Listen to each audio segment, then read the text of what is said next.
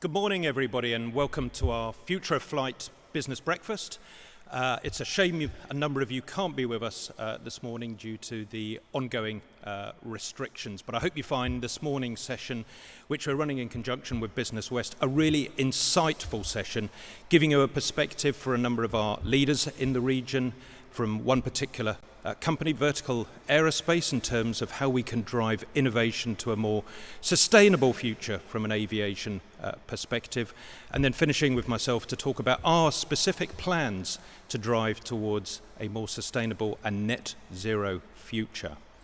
Behind me, you won't necessarily be able to see, but we have got a number of different innovations on display here this morning, which demonstrate very visibly how we are working as an airport, as I say, towards a lower carbon future.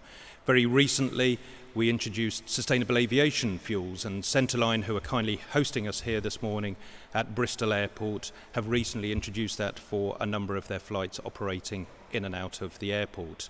But also there are a number of electric vehicles which we hope will be supplemented potentially by hydrogen in the future, but perhaps we'll come back to that in a few minutes. I'm now going to hand over to Phil from Business West to give a joint presentation and introduction. Thank you, and let's enjoy the session.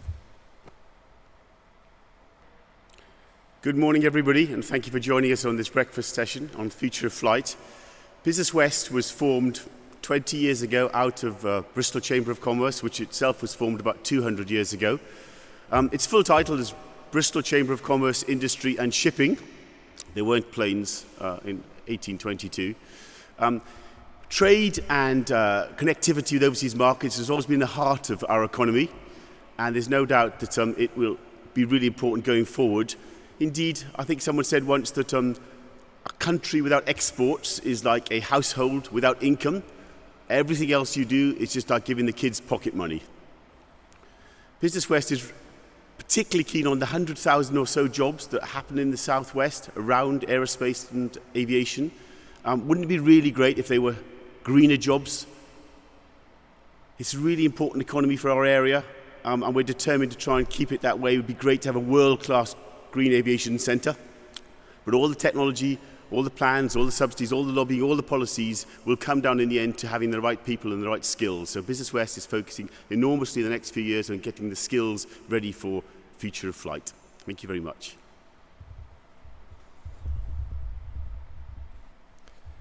I'm delighted to be at Bristol Airport this morning as we promote a range of events and opportunities in the world of aviation and in the face of the challenges and restrictions that we all face. As leader of South Gloucestershire Council, the future of aerospace is critically important to our residents and to our businesses. For many decades, we have hosted world-leading technology and innovative companies in the Filton Enterprise area. This is extended across the tech arc, which incorporates renowned research capabilities at the Bristol Robotics Lab, SGS College, and at UE. And it extends to the innovation hub that we see at the Bristol and Bath Science Park at Emerson's Green. Our residents have grown up around a proud aerospace industry, including my own family, which supports a massive cluster of defence and engineering and is at the heart of our local economy. I've had the privilege to visit many projects and investments across both South Gloucestershire and the wider west of England. The Wing of Tomorrow collaboration with the National Composite Centre and Airbus, as well as to see the plans and development of the GKN Global Technology Centre. So for me, events like today are why we are working with the airport to ensure aerospace remains a powerful catalyst for innovation and investment and ensuring connectivity to the region's businesses. We have a duty to make sure that the future of the industry is as clean, efficient and sustainable as possible. The expertise here and across the wider region will help achieve those aims and ultimately deliver many more highly skilled jobs. For those that don't know, I'm also a Deputy Chair of Western Gateway, chaired by Catherine Bennett, who has been a powerful advocate for the industry through her career with Airbus. Recently, Western Gateway has led an ambitious 7-Edge STEP Fusion nomination, combining both the Berkeley and Albury sites as a single nomination to the UK Atomic Energy Authority. It's an example of the critical mass in this region for complementary sectors in innovation and technology, and the depth of the circular economy that we can grow with cross-sector support. Fusion could be a prime hydrogen generator to fuel clean aviation, as much as high-temperature design and testing drives innovation and engineering excellence in the energy sector. I believe that the cutting-edge work taking place in South Gloucestershire and across the wider west of England, now and coupled with regional industry hubs such as the airport, will play a vital role to help national and international efforts to combat climate change and ensure that we remain globally competitive. I look forward to joining you all today in exploring what the coming months and years will have in store to keep us at that global forefront. Thank you. It's a great opportunity to be here today.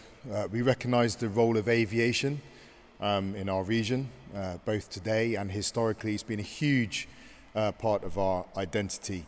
As Toby referenced the Western Gateway, we're called the Gateway because we recognise that history of connectivity this part of the UK has to the world's community. This has been a huge employer, tens of thousands of jobs tied up with the industry. All these things are true. We know that this sector is going to be a big part of building an inclusive economic recovery. But we also know that fits in the face of the challenges of a climate emergency and an ecological emergency, and a responsibility of all of the sectors, all the component parts of the economy on which we depend for our livelihoods, to look at every opportunity they have to decarbonise and explore every opportunity and to invest in that. Aviation will be with us, and it is one of the sectors that needs to take a lead role on that front. And it's why I'm up here today, just to really offer my congratulations for the efforts that have been made. With Bristol Airport, really setting out to be carbon neutral by the end of this year, and net zero by 2030. Very important targets being set out. Grants for £250,000 to put into the aviation industry to pursue knowledge and advancements to go down the route of decarbonisation. So, and the airport also being a test bed for new technologies. I just think it really is something that really sets an example for industry in general, but for aviation in particular, and is another sign of this part of the UK taking a leadership role. Hello, and really delighted to be here at Bristol Airport in what is really one of the top aviation clusters in the world. And for me, aviation is going through the biggest transformation since the jet age. We're riding off the back of 20 years of major investment from automotive in high-density powertrains, lightweight batteries, and just reaching the tipping point where it's going to completely disrupt aviation. Vertical Aerospace was founded with the aim of really creating a disruptive, sustainable aviation company. And eVTOLs, so aircraft that can take off and land vertically, electrically powered, are really the first high-value opportunity for electric aircraft. We're in an amazing position where we've already achieved 1,000 aircraft orders from top brands such as American Airlines, Avalon and Virgin, and planning on launching on the New York Stock Exchange later this year. Incredible backers such as Microsoft, Honeywell and Rolls-Royce. So it's a really exciting time for aviation, really exciting time for the industry, and delighted to be here in what is the heart of the future of aviation. Good morning, everybody, and thanks, Michael, for the introduction. My name is James Richmond, and I'm the Advanced Air Mobility Lead at Atkins. Atkins is proud to be shaping the future of flight across many disciplines, but importantly is very proud to be leading this landmark project in the southwest, which I've been asked to talk about today. So firstly, it's important to, understand a bit of context about the Future of Flight Challenge. And the Future of Flight Challenge is part of what the government considers to be one of the 4 grand challenges, which are AI and data, clean growth, the future of mobility, transportation, and an aging society. And these are aligned to some of the macroeconomic trends that we see globally today, and coupled with the technology innovations that we're also seeing at the same time, we're able to imagine the most exciting time in aviation for decades. So the challenge aims to revolutionize the way people, goods and services fly, and position the UK as a world leader in new markets and new products in aviation. The Future of Flight programme is funded by £125 million from the Industrial Strategy Fund and is expected to be matched by industry. The challenge is focused on enabling and developing the wider system and not specific products, and is broadly broken down into 3 phases, of which we're currently in phase 2.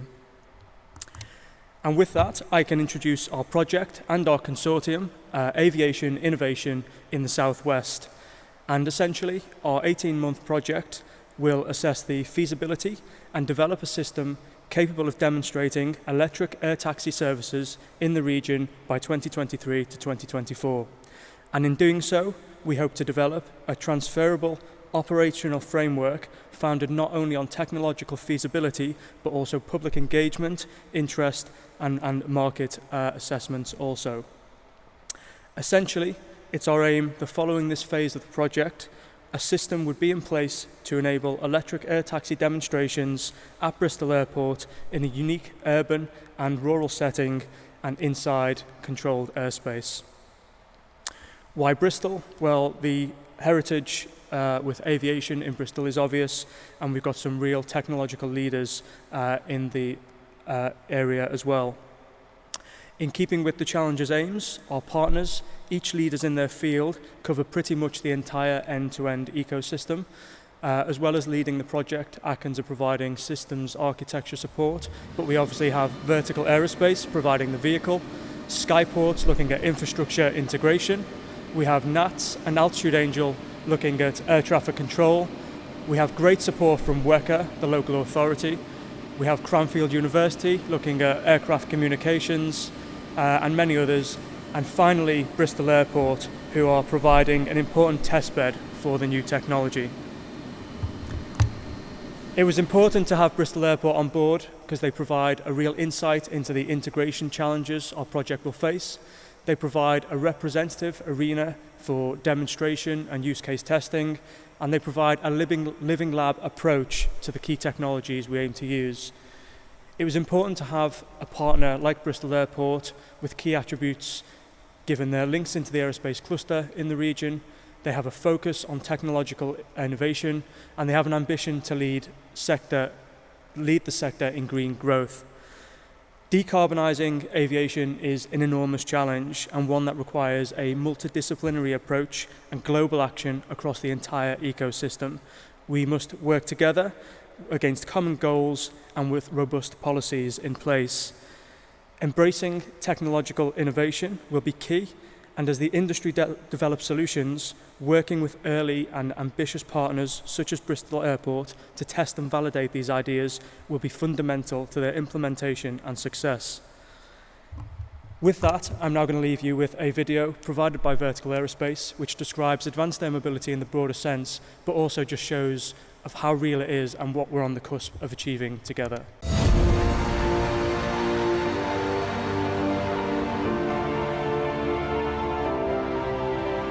We're going to look back at a time when we didn't have these vehicles flying over our skies and thinking, can't believe we didn't have this. The X4 is going to be 100 times quieter than a helicopter.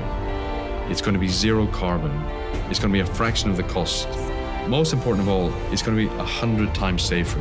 So this is going to open up urban air mobility to a whole new range of passengers.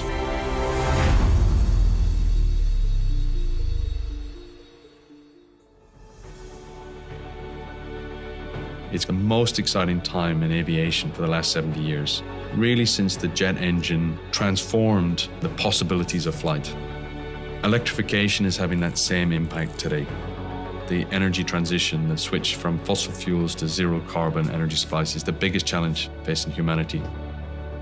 I really believe in the power of human ingenuity and the spirit of creativity that drives us to find solutions to these challenges. If we focus on finding the solutions, this will drive us towards electrification of flight. This is probably the first commercial aircraft that most people will fly on that will have a zero carbon footprint. We've really embraced a partnership model, working with some of the world's leading suppliers in both aerospace and automotive. Companies like Rolls-Royce, who are providing our electric motors, maximizing weight and power efficiency, but also reliability. Companies like Honeywell, who've got more than 70 years experience building avionics and flight control systems. We're using the same basic technology that they've developed for the F-35 Joint Strike Fighter, customized and designed for our vehicle. We're delighted to be working with such great global partners. I love traveling. I love flying to new places. It cannot be that the way we're going to solve climate change is by asking everybody to do less, to travel less, to turn back time and forego some of the advantages that technology has brought us. And I think when people start to understand just how much better these vehicles are than what we have today, it's going to completely change how people think about flying through the skies.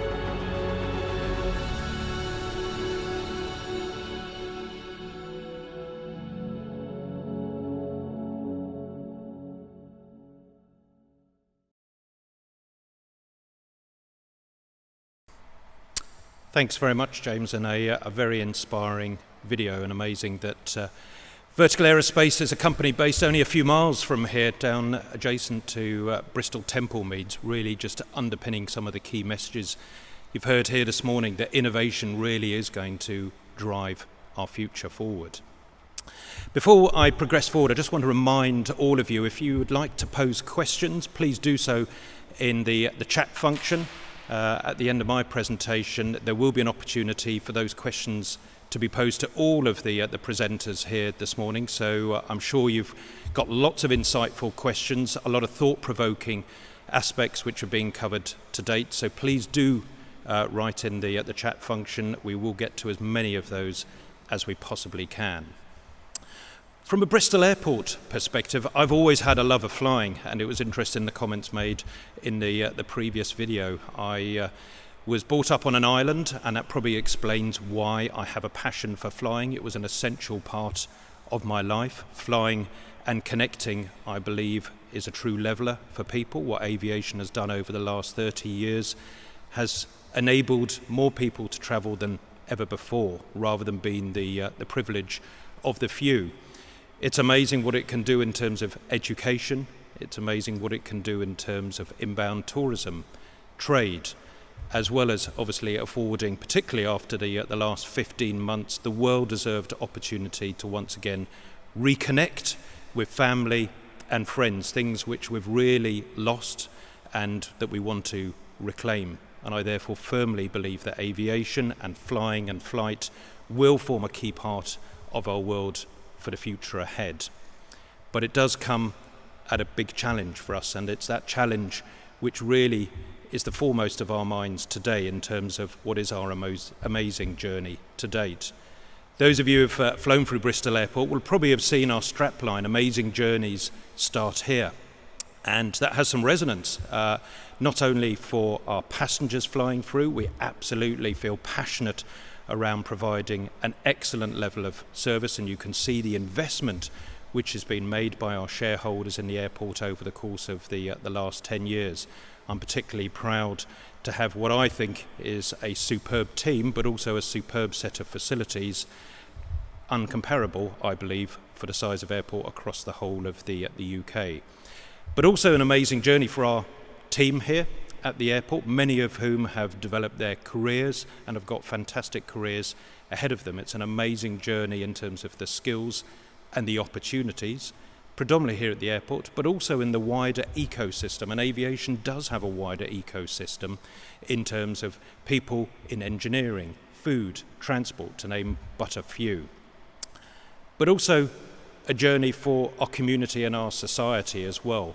And that's probably our most amazing journey yet. The last 12 to 18 months has provided an opportunity for us to rethink and reflect, as I'm sure we all have in our own ways, in terms of the impact we all have on society and the ecosystem. And therefore, very passionately, I believe that we can deliver a more sustainable and greener future as we look forward to the future. And that is very much at the forefront of our minds and also our shareholders' minds as we look, as I say, to the future ahead of us. But we don't start from scratch. Over the course of the last 10 years, we've actually halved the amount of carbon per passenger here at the airport. We published our first carbon plan back in 2014, and we've actively been progressing that over the course of that period. But not only in terms of carbon, but also in terms of biodiversity and looking at our sustainable development goals across here at the airport, and also in conjunction with the many partnerships which we have here. But carbon is foremost in our minds, particularly at this point, and we set ourselves a target to be carbon neutral by 2025. This is an accredited system from Airports Council International, and therefore it gives me great pleasure to highlight that actually we will be carbon neutral. We've advanced that to the end of this year, and it will be, as I say, a fully accredited system. How have we done that? Well, whilst aviation has been under huge duress over the course of the last year, we have been working incredibly hard to continue to develop and, importantly, to implement improvements, including increasing our commitment to solar power. One of the adjacent buildings here at the airport is shortly due to be fitted out with a solar roof, which builds on all of the other solar installations which we've had here at the airport. We've continued to make improvements to some of our building and infrastructure here at the airport, really leading from the front in terms of technology and also in terms of partnerships as well with a lot of different companies here at the airport. So moving and advancing at the foresight of our ambition to move to 2021. But how are we going to deliver the change for the future? This is the point where I kind of use the analogy of standing in front of a lift. I'm sure we've all stood in a lift lobby, and everybody is very polite in this country, and they all say, well, you go first, please, to get into the lift. Well, I see our moment here that we are taking that step. We are moving into the lift first. But how are we going to do that? Well, it's going to be through three particular items and three pillars. First of all, innovation. Secondly, investment. And thirdly, partnership and collaboration. So innovation, I'll talk a little bit about in a minute in terms of how we can innovate ourselves as an airport, but also how we can act as a catalyst for change in terms of innovation. Secondly, around making bold decisions, even though aviation has never had a period of duress like it's had over the course of its existence over the last 100 years, to make bold commitments with credible action behind that in terms of very significant investment towards a lower carbon and more sustainable future. And perhaps most importantly, I spoke earlier around the ecosystem for aviation. We've heard from a number of speakers previously, and I know Toby was talking about the diverse and rich talent we have in this region with all of the different companies. We need to work together very, very effectively to drive forward to a lower carbon and a more sustainable future.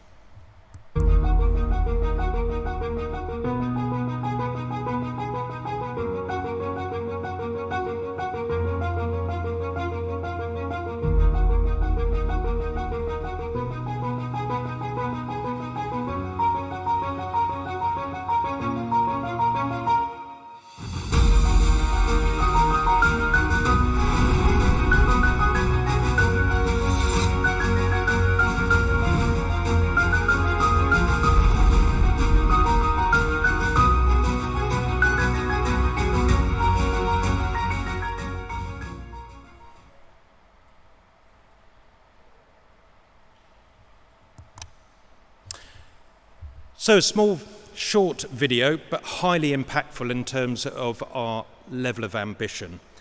An integral part of our growth proposals is for us to become the UK's first net zero airport. So we're advancing our commitment today to move forward from our previous commitment to be net zero by 2050 to be net zero by 2030. A huge commitment, and will put us in a pioneering position, really leading and reflecting, I believe, the ambition of our region and our city in terms of moving towards a more sustainable and greener future. But you're probably asking yourselves, well, that sounds great. We hear lots of commitments from businesses and companies to becoming net zero. What does that really mean?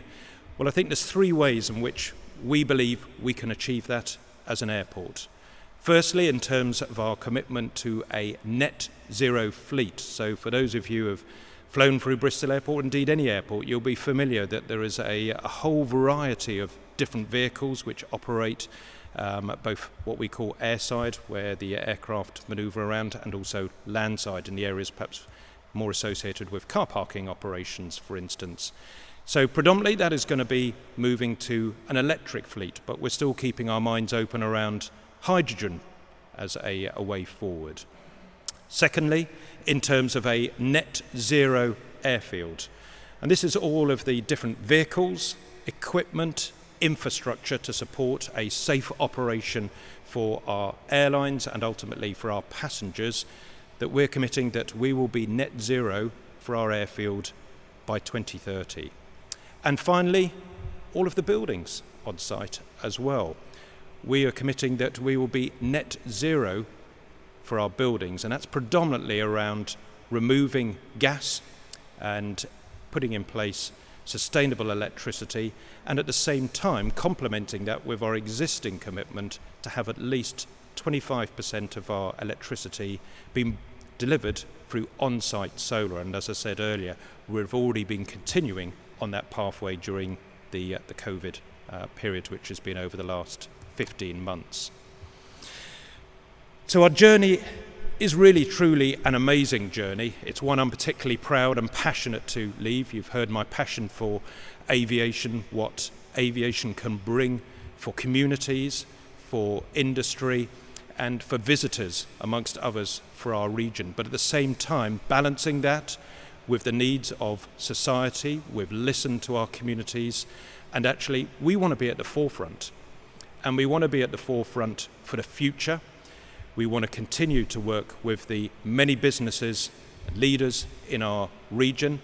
We've already committed our fund, our Aviation Carbon Transition Fund, which we believe is a unique fund in the UK, to really pump prime and make sure that we can engender greater innovation and investment. But also at the same time, we're going to work in collaboration with a whole host of different parties, and we had our most recent roundtable about 5 weeks ago now with a number of businesses in the aerospace sector. We see that as a continual journey moving forward, and it's pleasing that next month we've got our second roundtable event, which the aviation minister is going to be attending, and ultimately moving to the Festival of Aviation in the autumn of this year. We're really proud. I'm particularly proud, along with the rest of my executive, and I know I can speak on behalf of the Bristol Airport team, proud to be the gateway for our region and our city, and likewise we want to make sure that our city and our region are proud of us and our ambition and the actions which we're taking and committing to today.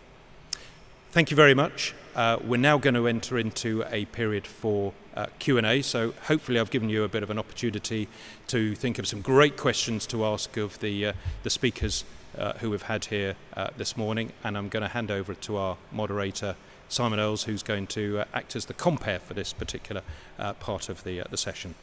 Thank you very much, and please write into the chat box if you haven't already. Thank you.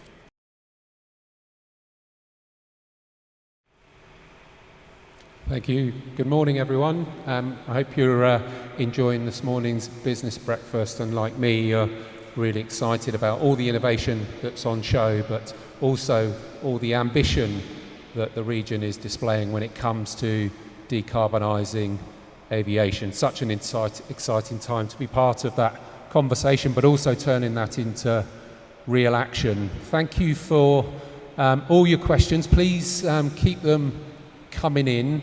What I intend to do now is to invite our speakers up again, one at a time, and I'll be passing on your questions to them to answer. So firstly, if I could invite Toby back up to the lectern, I have a couple of questions for you. Thank you.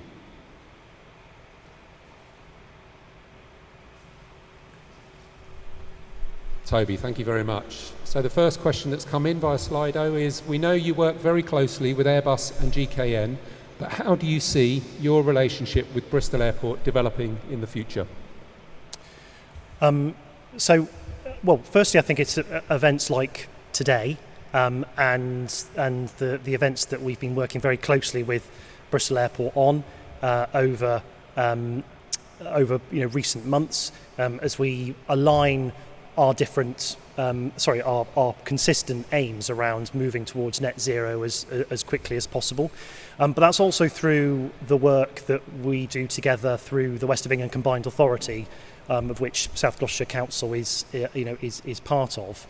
So I think it's working together on all those different levels to make sure that whether it's at a council to airport relationship or a combined authority to airport relationship, or indeed the Western Gateway that I talked about in my opening remarks, that we are working together at those appropriate levels depending on what issue it is that we're seeking to address together.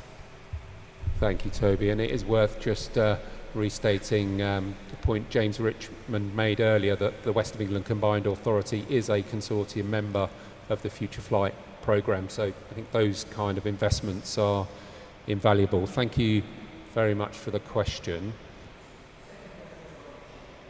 The second question, if I might take the liberty of asking one myself, is again related to the region and aerospace. What role do you think the sector can play in driving economic growth, but also driving green jobs within the region? I think the potential is enormous, and so many of the companies that are doing work around research and development and innovation are based here in the region. So there's an enormous opportunity to be able to bring forward those concepts and into reality, and to be able to generate the jobs through the manufacturing process, the operation, the ongoing maintenance. So I think we've got all the key ingredients for an enormously successful region that can generate those highly skilled new jobs in that low to zero carbon sector, and we're seeing some of those being talked about this morning, and it's just the potential is enormous, and it's enormously exciting. Yeah, thank you, Toby. And as you say, real investment going in now. You mentioned the Airbus and GKN facilities, tens of millions of pounds going into R&D in this region. It's such a exciting time. Thank you, Toby. Thanks for your questions. There may be more, but we'll see. Marvin, could I ask you just to come up? I think we have a couple of questions for you. Thank you. Thanks, right. Marvin. The first question, thank you again and to the audience. How do you see the amazing vertical aerospace technology we have heard about today fitting into Bristol's transport system? Well, our transport system is about connectivity, connecting people to opportunity, connecting them to each other, making sure that our global city, and we have a global population, 180 countries of origin, is people are able to connect with family and communities around the world. And to the extent that this offers a decarbonised opportunity to support that connectivity, it could be critical. Like I said, we're holding a number of things together at the same time. The need to stay connected, the need to support the economy, but the need to take seriously the climate and ecological emergency.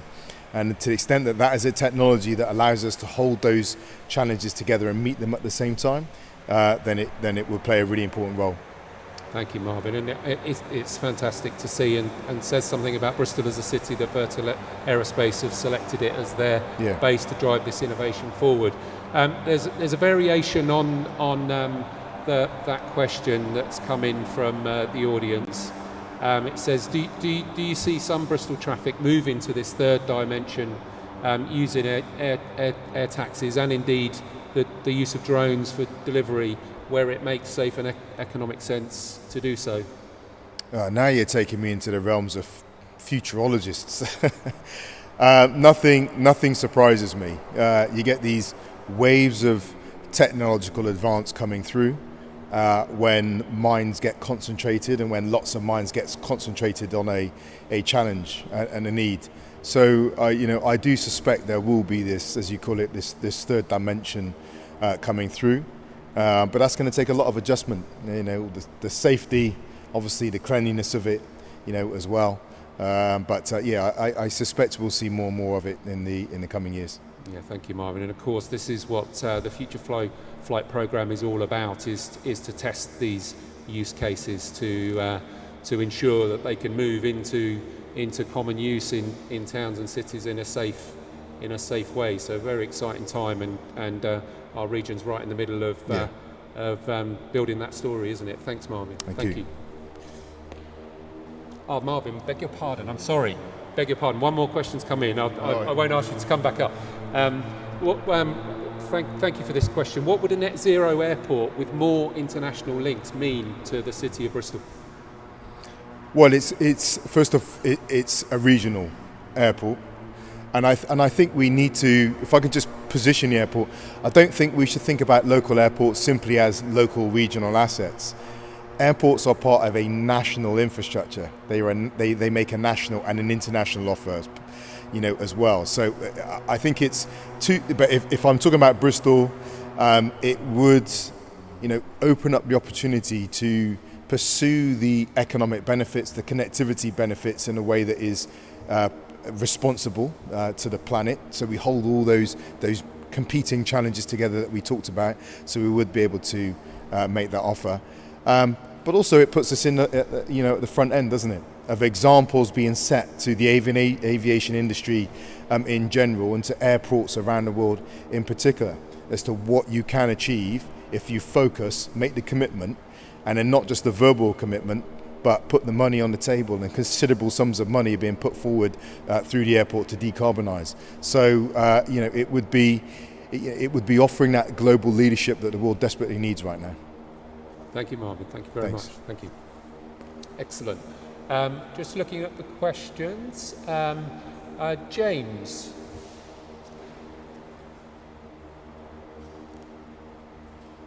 As our resident futurologist when it comes to air mobility. So thank you to Graham for this question.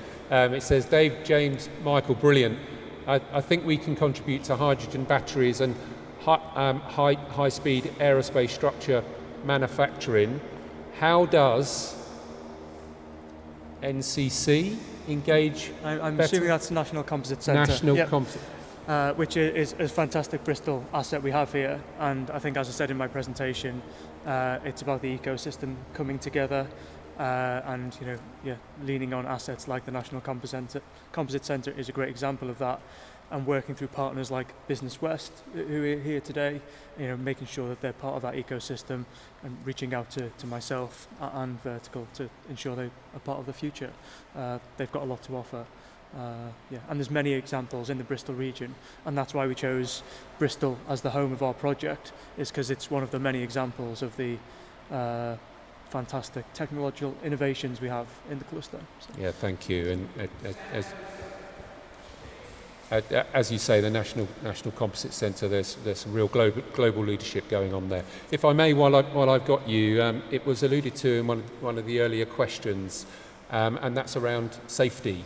So what would you say about the Future Flight Programme and indeed the concept of air mobility and any concerns potential users might have about safety?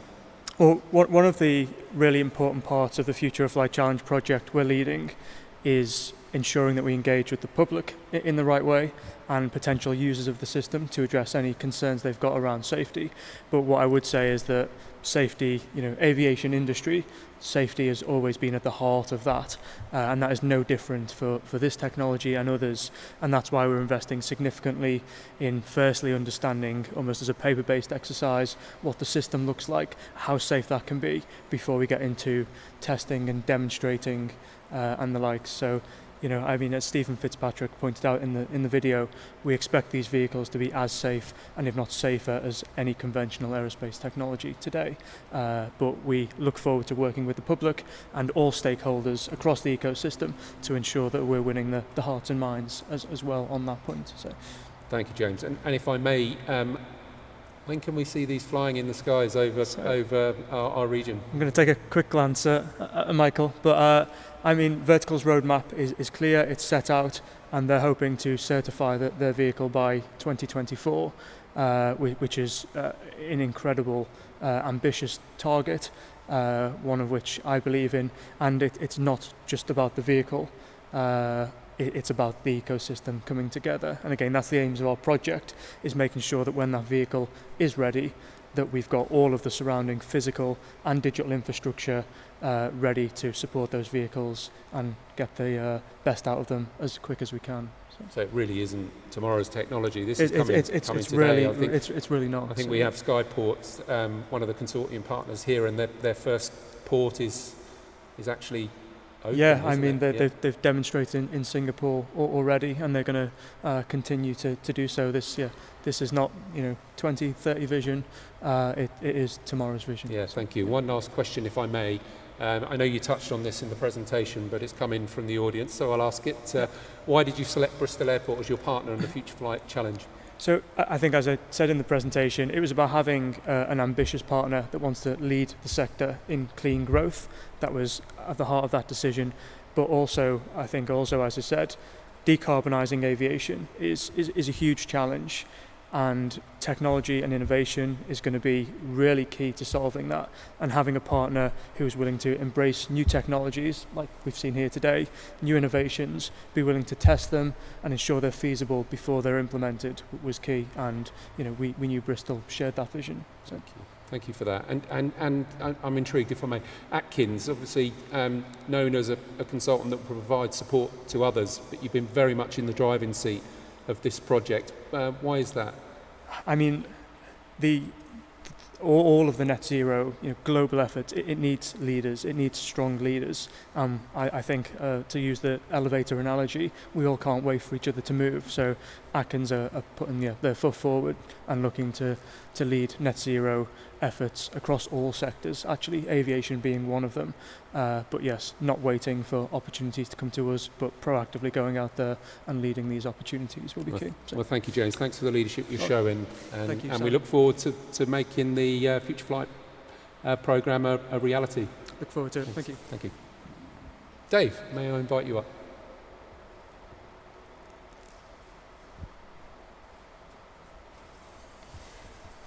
So, thank you, Dave.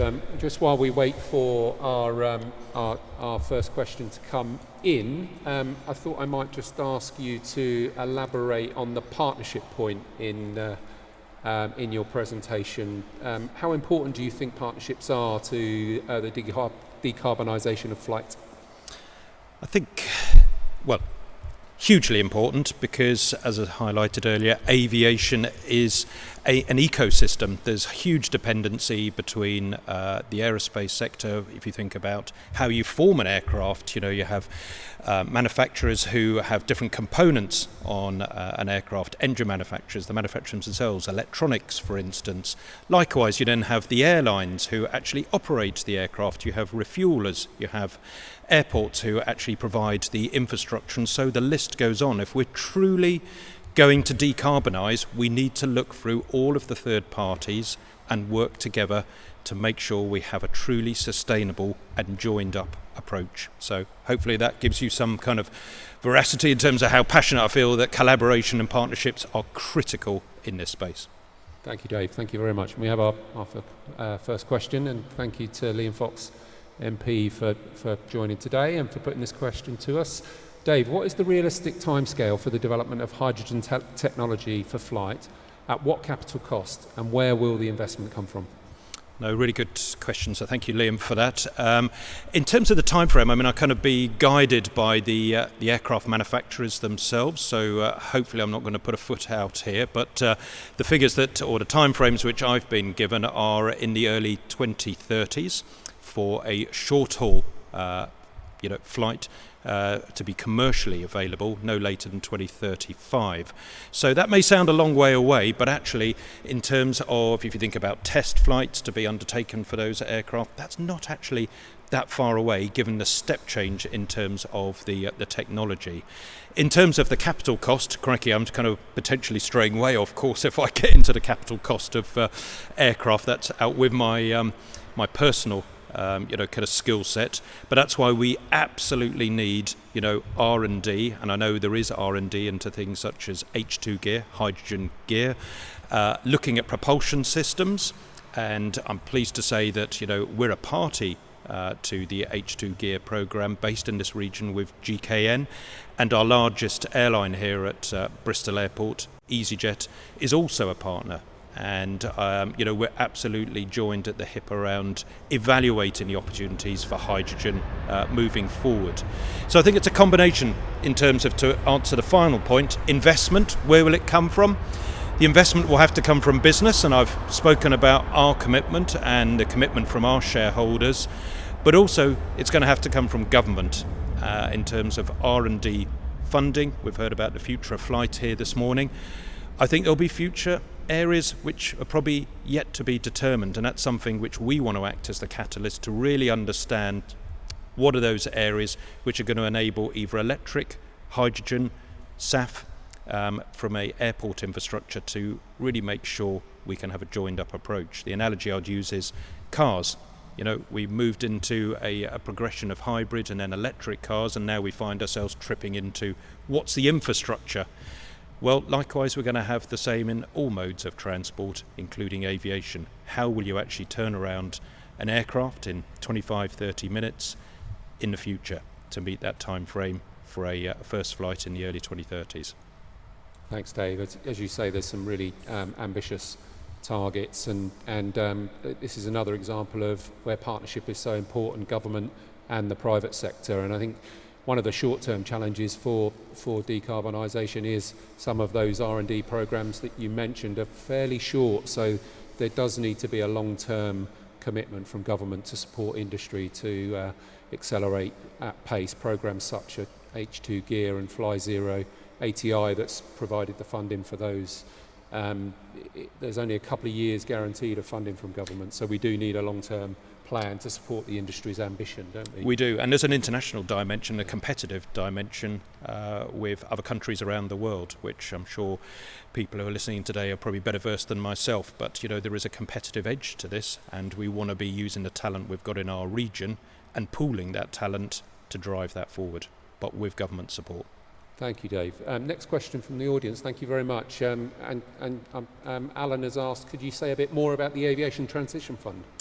Yeah, no, absolutely. So the Aviation Carbon Transition Fund we announced very recently, which is a £250,000 kind of seed funding, and that's really aimed at what we call a Scope 3 emissions, so really focused on our airlines and the aviation activity, but based on the ground. So what we're very aware of is, whilst there's a lot of focus in the sky, we've just spoken about the potential use of hydrogen, which I'm sure will come to the fore, but what about on the ground to service the needs of aircraft? And what we're looking to do is to put forward that seed money at cost from ourselves to try and promote prototyping using Bristol Airport as the test bed. We're in a great place. We've spoken to industry.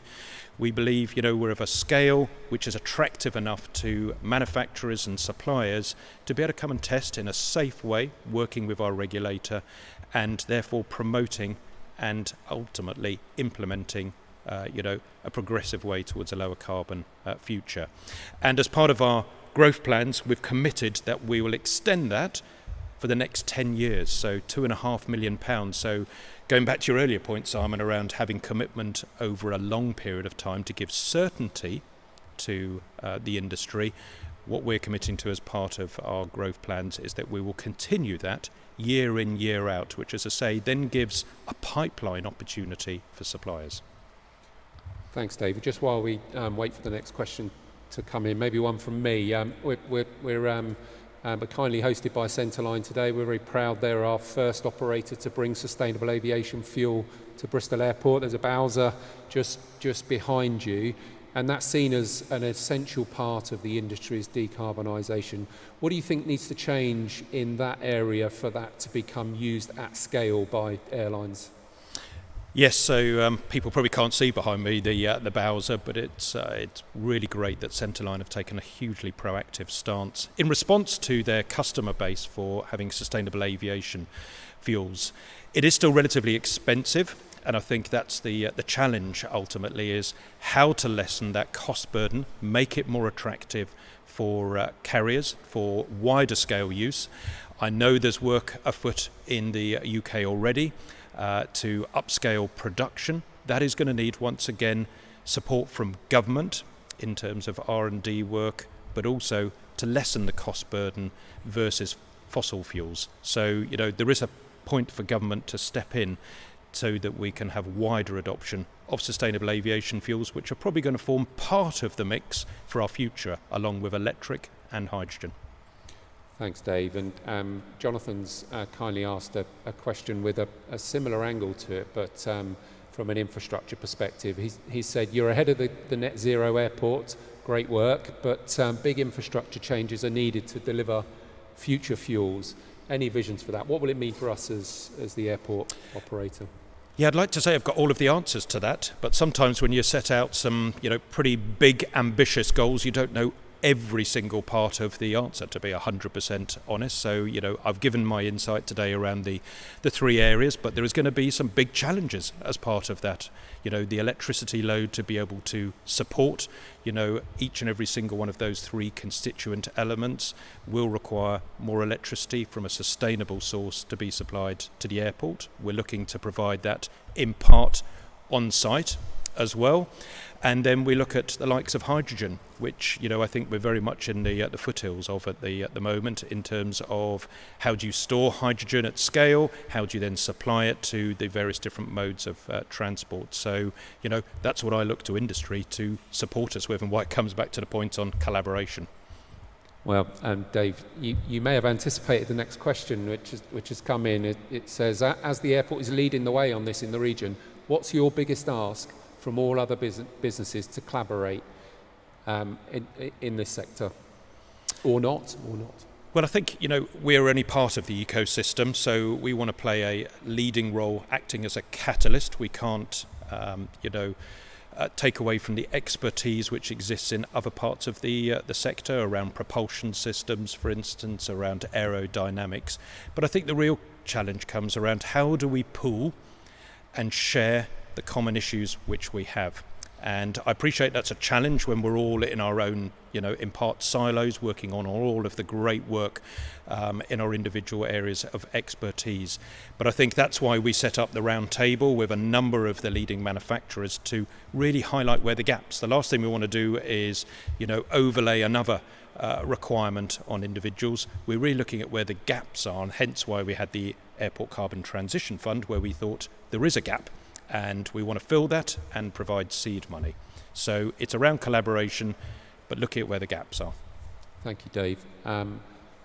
Just scanning the question. Is Bristol Airport looking for international collaboration to ensure end-to-end zero carbon is achieved? I think we absolutely will. It's interesting when you look at hydrogen. I know there was an earlier question around hydrogen. Aéroport de Paris is looking to adopt wide-scale use of hydrogen, and I know Kansai Airport in Japan is likewise doing the same. So, we won't be able to do this all by ourselves, and that's why it comes down to that third pillar around collaboration, working through Airports Council International. We will be working with other partners on an international scale. Thank you, Dave. And it's probably worth just mentioning for the audience, our largest airline, EasyJet, already offset all CO2 emissions associated with their activities, and indeed at Bristol Airport we offset all of the road journeys that passengers make to and from the airport. So if you're travelling with EasyJet through Bristol Airport, door to door, your entire journey is offset as of today. And Dave, that's the theme of the next question. Is Bristol Airport working with the airlines so they decarbonise also? Absolutely, a critical part. So those people who are familiar with the different scopes 1 and 2 relate to the airport emissions in terms of our supply of electricity and gas, and also use of vehicles, which we touched on earlier. But the key element is around scope 3, which is the aviation element in terms of airlines and aircraft. So it's something which we're not dismissing. We actively work with our airlines to incentivise the use of the latest type of technology. So that includes, for instance, the new engine option with EasyJet, and also the Boeing MAX aircraft, which is now flying around the world, and which we're looking to have based here at Bristol Airport in the coming months. And they're very substantial increases. I think people sometimes, belittle the advances which aerospace and airlines are making, but they're usually kind of 15-20% greater levels of fuel efficiency compared to their forerunners. So very significant increases. But likewise, as I say, that's where the Airport Carbon Transition Fund comes in, and we're looking at the whole turnaround of aircraft, working with each and every single one of our airlines. But we will be making some further announcements around collaboration in the coming weeks with one of our key airlines here at Bristol Airport. Thank you, Dave. Penultimate question, I think, because I think this so I'm being told the last question. So Dave, if I may have the privilege of the last question. We've talked a lot today about partnerships and collaboration. We've talked about the great heritage for the region when it comes to aerospace, and we've talked about the great opportunity for this region to become the global centre for clean aviation growth. And growth is key there. A growing industry will allow us to innovate. But what do you think are all the ingredients there to make that happen?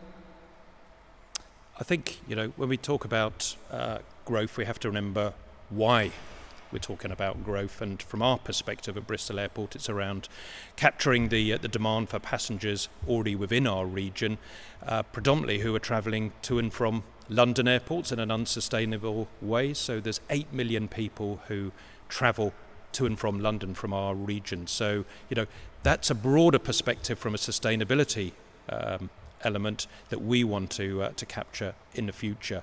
But at the same time, we still need to make commitments like we've done today to be net carbon zero, working with the broader aviation ecosystem, embracing, but more importantly, pulling forward innovation. Innovation is the way through to a decarbonised and a lower carbon future ultimately.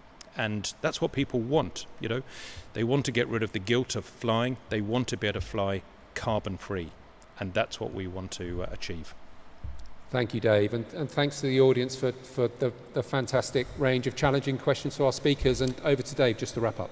Yes, I just wanted to thank everybody. We started promptly, and likewise we'll finish promptly as well. So hopefully you found that a really insightful session. I just wanted to thank each and every single one of our speakers. So great to be able to co-host with Business West. So thank you, Phil. Likewise to Toby from South Gloucestershire, and Marvin as Mayor of Bristol as well, for giving their perspectives and likewise their commitment and perspective looking to the future, which we all share as a region towards a more sustainable and greener future. And likewise from Michael and Richard in terms of the vertical aerospace and the Atkins perspective around how we can get to a vertical takeoff system. Futurologist is a new one. Let's wait and see what the crystal ball says, but I'm really excited around how we can embrace new technology, but most importantly, collaborating together. Thank you very much for tuning in. I hope this has worked well for you. It would have been great to have hosted you in person here today. Let's hope the next time we can do that in person. Thank you, and have a great Friday and enjoy your weekend.